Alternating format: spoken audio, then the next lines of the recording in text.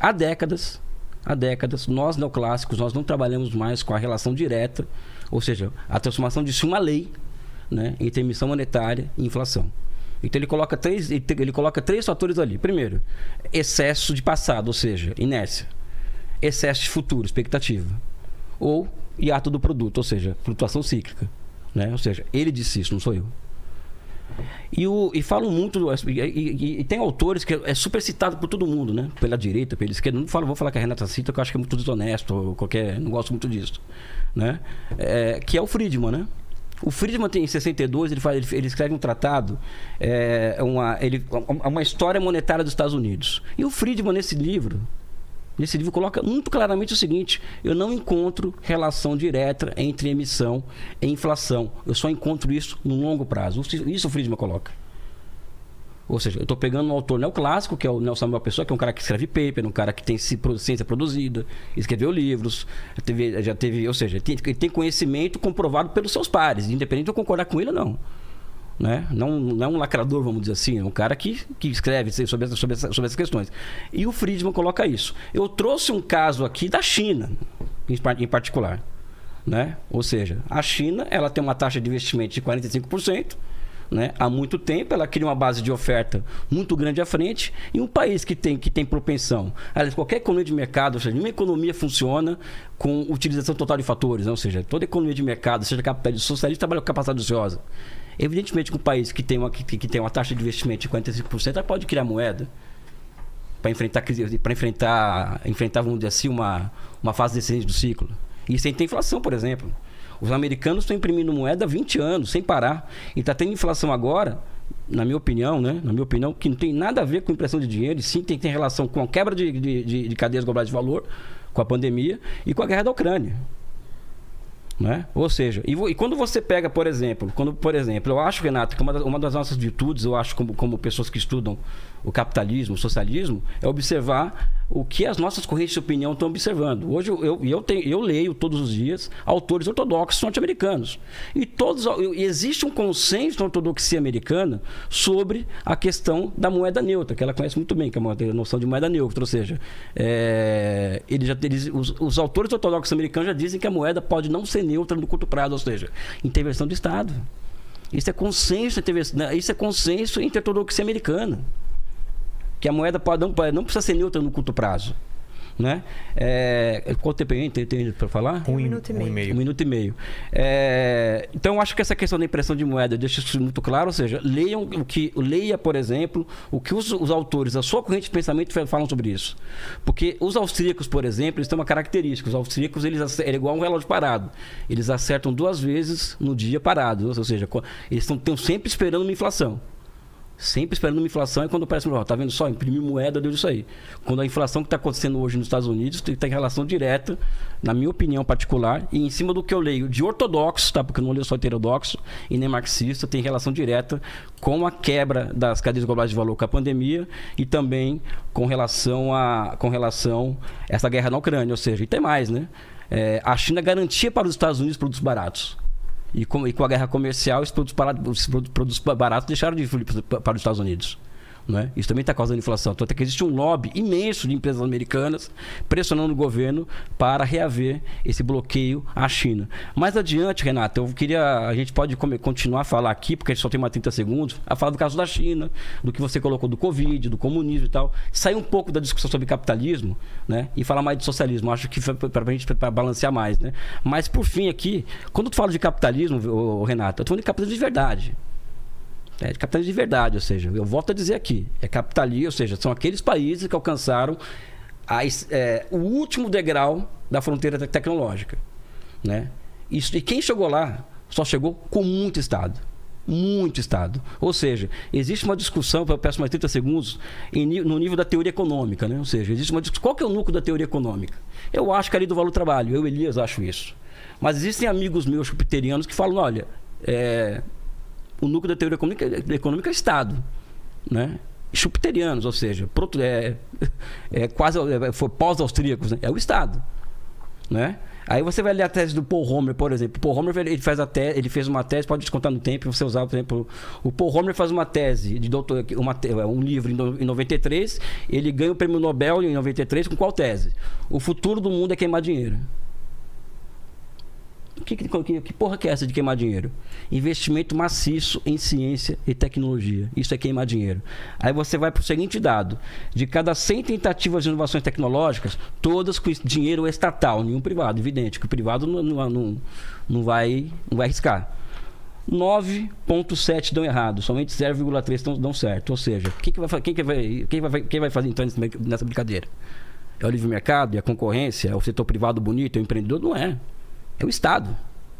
É por isso que o Paul Romer ganha um prêmio Nobel. Ele é um liberal, ou seja, é um liberal sério, não é um liberal utópico, né? Um liberal sério, para dizer isso aqui que eu estou falando. Né? O futuro do mundo é queimar dinheiro em investimento em ciência e tecnologia. É o que a China faz hoje, por exemplo. Podem criar moeda à vontade. Né? Então aí já alcançaram o chip de 7 nanômetros, a base de $1 trilhão em yuanes. Né? E vai investir mais até alcançar o 0,3, o de 3 nanômetros. É assim que o mundo funciona. O mundo real funciona desse jeito. É o Estado comandando o processo de acumulação de capital no mundo, nos grandes países do mundo. Eu queria que fosse assim? Eu não queria que fosse nada. Eu só estou observando o que eu estou vendo. Né? Agora, vamos entrar no socialismo aí. Se a Renata quiser colocar questões, ou você... Tem muitas coisas para falar ainda das suas falas, né? Então, vamos lá. Bom, primeiro em relação à inflação, isso não é uma questão de... É uma pura questão de observação. Então, se você tem hoje, nos últimos 2 anos, 43% dos dólares em circulação foram emitidos nos últimos 2 anos. Então, inflação, qual é a definição de inflação? É um aumento generalizado de preços. Aumento generalizado de preços não ocorre quando você tem um choque de oferta. Então, teve uma safra lá e daí o preço do tomate ficou mais alto durante algum tempo. Isso aí é um preço que aumentou durante um pequeno tempo e depois ele voltou ao seu lugar. Agora, você teve o lockdown. Então, em todos os lugares do mundo houve uma quebra da cadeia produtiva por causa do lockdown. De novo, quem fez o lockdown? O Estado. Então, foi uma interferência do Estado que causou essa anomalia nessa cadeia produtiva toda. Aí você tem, por exemplo, na Califórnia, os portos lá não podia receber, porque por causa do Covid, o Gavin Newsom, que é o governador da Califórnia, começou a pôr um monte de regras e as pessoas que queriam ter o caminhãozinho delas sozinhos e ir lá descarregar no porto e trabalhar o tempo que eles quisessem, fazer hora extra, etc., não podia, porque ele passou uma lei que tinha que ter pelo menos 3 pessoas. Isso fez com que essa cadeia produtiva fosse quebrada e, novamente, é uma interferência do Estado. Isso é uma coisa que prejudicou os preços agora, porque, obviamente, teve um produto reprimido. Mas a expansão monetária, eu gosto muito da fala do Roberto Campos, saudoso Roberto Campos, que a maior parte da inflação, ela vem da expansão monetária. E o dinheiro, ele é como qualquer outra mercadoria. Se tem mercadoria demais, ela perde preço. Tem mercadoria de menos. Então ele discorda do Friedman, independente, eu sou austríaca. Não, né? mas ele discorda do Friedman, então. O Friedman é monetarista, né? Ele nunca disse que a inflação não é gerada a partir da expansão monetária. Ele nunca disse isso. Uma coisa é você falar de fenômeno de curto prazo e de longo prazo. Então, você faz uma emissão eventual e depois isso volta. Mas você cita o Friedman, Renata. Sim, mas eu sou economia austríaca. Minha base de economia é austríaca e tem coisas do Friedman que eu concordo e coisas que eu não concordo. Então, inflação você não concorda, então? Mas ele nunca falou que inflação não era um fenômeno monetário. E nunca disse que inflação, você imprimir dinheiro, não gerava inflação. Nunca disse isso. Na história monetária, em uma história monetária dos Estados Unidos, ele fala claramente isso. Mas ele nunca falou. Ele nunca falou que impressão de dinheiro, ele nunca falou que impressão de dinheiro, que você poderia fazer impressão de dinheiro à vontade e que não haveria... Isso é hipérbole que você está fazendo, né? Isso é uma hipérbole, né? Por quê? Você está levantando uma hipérbole. Não, ele não falou em nenhum momento no livro dele, olha, pode imprimir à vontade que não vai gerar inflação. Ele não disse isso. O que ele faz é uma relação, porque ele é um cientista, né? Ou seja, não existe uma relação direta entre criação de dívida, né, ou emissão monetária e inflação. Só pode existir isso no longo prazo. Ele não fala em nenhum momento que, olha, vai gerar inflação. Não pode imprimir à vontade, vai gerar inflação. E nem eu acho isso também. Tudo bem, mas aí se você faz uma impressão, depende da quantidade que você faz. Se faz uma impressão e depois há uma produtividade que volta e consegue corrigir isso num curtíssimo prazo, talvez fosse possível. Mas se você tem hoje nos Estados Unidos que 43% dos dólares em circulação foram emitidos nos últimos 2 anos e só não houve inflação em 2008, na crise de 2008, que o Estado colocou bastante dinheiro, né? O Banco Banco Central colocou bastante dinheiro, porque há o chamado reservas em excesso. Então, o Federal Reserve começou a pagar uns juros para os bancos manterem o dinheiro junto ao Federal Reserve e não jogar na economia por meio do crédito, até porque eles estavam com medo de inadimplência, tinha uma crise bancária muito forte. Então, não tem como você dizer que inflação, até porque se a gente for ver qual que é o fenômeno que está acontecendo no Brasil e no mundo, inflação dos últimos 40 anos, é a maior dos últimos 40 anos na Alemanha, nos Estados Unidos, aqui no Brasil está segurando um pouco mais. Então, você teve lockdown, aí mexeu nessa questão da oferta, você tem a crise energética, que também é totalmente devido à interferência demasiada do Estado e essa noção de que a energia tem que ser limpa para amanhã, em vez de fazer uma transição, em vez de falar de energia nuclear, que é a mais limpa do mundo e a mais segura, mas eles torceram o nariz para isso e começaram a vir com essa ideia de que tem que ser a eólica, tem que ser a solar na marra. Tudo isso quem disse foi o Estado, não foi o empreendedor que resolveu fazer isso e fazer essa transição maluca e fazer o fechamento das plantas nucleares e mudar a matriz energética e colocar regulamentações. Então, você pega, de novo, a Califórnia, né, que é um governo democrata de bastante tempo. Tem tantas legislações lá, tantas coisas absurdas, que se você for ver a quebra que houve na cadeia de produção, além da inflação ter sido gerada pela expansão monetária que houve, e de novo, dinheiro é igualzinho a qualquer outra mercadoria. Se tem demais, o preço diminui, e se você tem de menos, o preço aumenta. Então é a mesma coisa que oferta e demanda em qualquer outra coisa. O dinheiro não é diferente de qualquer outra mercadoria. E até você falou, uma coisa que eu anotei aqui, esqueci de falar, que o dinheiro é uma criação estatal. Ele nasceu da necessidade do homem. Então a moeda, ela foi criada muito lá atrás, antes de ser moeda mesmo física, quando as pessoas precisavam de alguma coisa mais fácil a moeda do que um fiduciária é uma escambo. criação estatal. Não, a moeda fiduciária é uma criação estatal. Até por isso que existe... É disso que eu tô tratando. Sim, mas quando você fala de dinheiro, quando você fala de origem do valor, a origem do dinheiro, ela não é estatal. Tô falando ela de é de uma... Sim, mas aí é justamente porque os governos perceberam que se eles tivessem a confiança das pessoas, fidúcia vem disso, eles poderiam se endividar. E aí a primeira história de inflação do mundo foi por causa disso. Porque antes tinha o padrão ouro, aí colocava o ouro, aí você tinha que emitir uma nota dizendo que você estava com aquela quantidade exata de ouro para poder emitir aquela coisa para a pessoa, uma nota promissória e tal.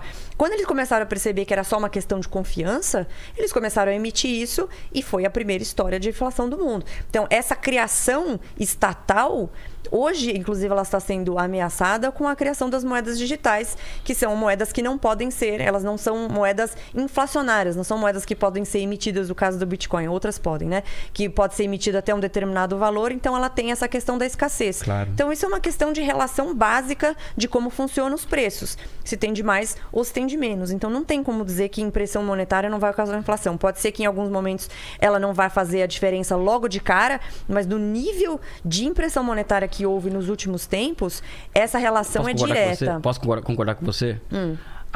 O que eu quero deixar claro aqui é o seguinte: eu falei do Samuel Pessoa e falei do Friedman. O que eu não concordo é que o que acontece é reduzir isso a uma lei. Existe uma lei de que a impressão monetária vai gerar inflação por X. Isso não é lei. Pode acontecer, pode não acontecer. Não. É errado. Não. Sempre vai gerar inflação. Não, ela pode não gerar uma inflação. Não gera na China, por exemplo. Tá, mas o que você estava falando? Gera na China. Você estava falando de planejamento estatal na China, que você acha que tem que ter uma centralização e uma economia planificada. Não é que eu acho. O que está acontecendo na China agora com o setor imobiliário? Eles determinaram fazer um monte de projetos imobiliários, as casas estão vazias, eles estão explodindo. E isso é muito provável que seja uma bolha gigantesca na China que vai acabar resultando em um monte de outros problemas. Quer isso agora? Uma outra coisa, deixa eu terminar de endereçar tudo que eu anotei, que é muita coisa, estou até perdida de tudo que eu anotei aqui. Mas essa coisa do capitalismo e você tem a interferência estatal, a China, o fato de ter planejamento estatal, faz com que ela seja menos eficiente. E por que existia você falou de protecionismo, existia um protecionismo por parte do Donald Trump em relação à China. Eu, como liberal, sempre fui contra protecionismo de qualquer natureza, até o momento que eu comecei a estudar sobre geopolítica. Quando você fala de geopolítica, você tem duas nações que não usam a mesma régua moral.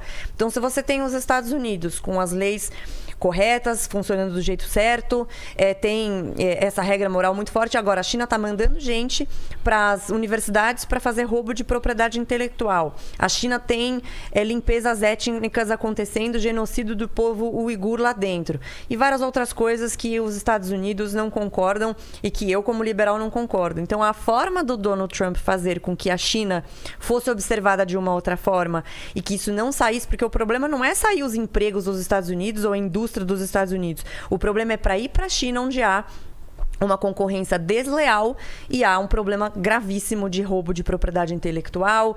O objetivo deles é justamente fazer uma dominação. Não é assim, eu quero ficar aqui, você quer ficar aí, a gente troca, a gente faz as nossas trocas livres. Não é uma relação, é uma relação muito desigual do ponto de vista ético, do ponto de vista moral.